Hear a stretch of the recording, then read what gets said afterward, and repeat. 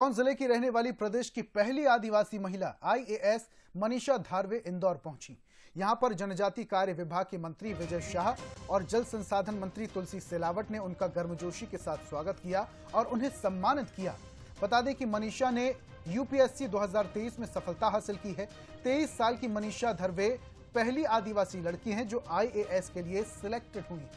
मनीषा जल्द ही मसूरी में ट्रेनिंग के लिए रवाना होंगी। वहीं बंसल न्यूज से बातचीत में मनीषा ने कहा कि उनके लिए यह सफर आसान नहीं था। समाज के लिए बेहतर करने की उनकी कोशिश रहेगी। हार नहीं मानूंगा, रार नहीं ठानूंगा।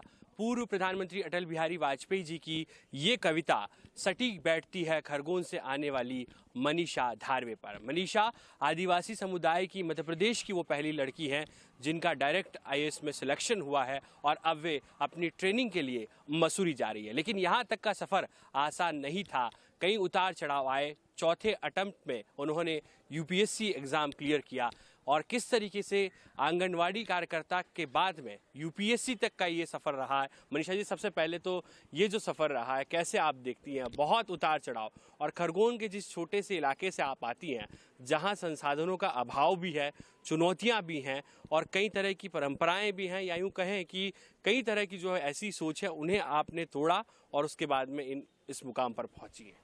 जैसे आपने मेंशन किया कि संसाधन कम है, पिछड़ापन है, ये क्वेश्चन मुझसे इंटरव्यू में भी पूछा गया था कि पिछड़ापन है फिर भी आप यहाँ ये कैसे देखती है। तो मैंने यही कहा था कि सर मुझे पिछड़ापन से वहाँ ज़्यादा अवसर दिखते हैं और शिक्षा के थ्रू आप आगे बढ़ना चाहो तो मैं आज पहुँची हूँ। तो वहाँ पर संभावनाएं बहुत ज़्यादा है। तो वहाँ पर आप शिक्षा, स्वास्थ्य, ह्यूमन रिसोर्स पे काम करते हो तो परिस्थितियाँ और बदलेंगी। तो अब मैं संभावनाओं को देख के एक पॉजिटिव दृष्टिकोण को लेकर आगे बढ़ी थी। तो अप एंड डाउन आए, बट आपके जब सपने दृढ़ हो, विश्वास दृढ़ हो तो वो साकार होते हैं। फर्स्ट, सेकंड, थर्ड अटेम्प्ट तीनों में असफलता, इसके बावजूद हिम्मत नहीं आ रही। क्या कुछ रहा दिमाग में, क्या कुछ इस दौरान चलता रहा इस सफर के दौरान? दिमाग में यही चल रहा था कि गांव में मैंने समस्याएं देखी थी कि लौट के वापस वही देखना कि मेरी भाभियां हैं, दो घड़े, एक घड़े के ऊपर दूसरा घड़ा भर के पानी भर के ला रही है। शायद मेरे पास वो कलम की ताकत है और हो शायद प्रशासन में जाऊंगी तो उस कलम की ताकत और होगी। तो शायद वो घर जाके वापस वो दृश्य नहीं देखना पड़ेगा। शायद मुझे यहाँ एक प्रयास और करना पड़े, बट वो नहीं करती हूँ तो शायद 50 साल तक मुझे वो और देखना पड़ेगा।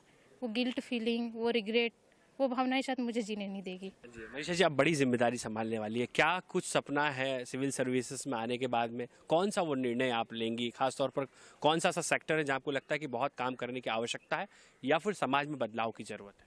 मुझे लगता है जो मैं फर्स्ट स्टेप पे सबसे ज़्यादा काम करना चाहूँगी शिक्षा के क्षेत्र में, कि जैसे मैंने कहा कि कलम जब चलती है तो बहुत दूर तलक जाती है। और जब उस दरिद्र नारायण की हम बात करते हैं जो अभी भी अंतिम पंक्ति में खड़ा है, उस तक पहुँचने के लिए कलम को भी लंबा चलना होगा, व्यक्ति को भी लंबा चलना होगा। तो मेरा प्रयास रहेगा उस दरिद्र नारायण तक पहुँचूँ। उसके लिए मुझे जो प्रयास करना रहेगा मैं उसके लिए हमेशा रेडी हूँ। नरेंद्र गोस्वामी के साथ पीयूष पारे, बंसल न्यूज, इंदौर।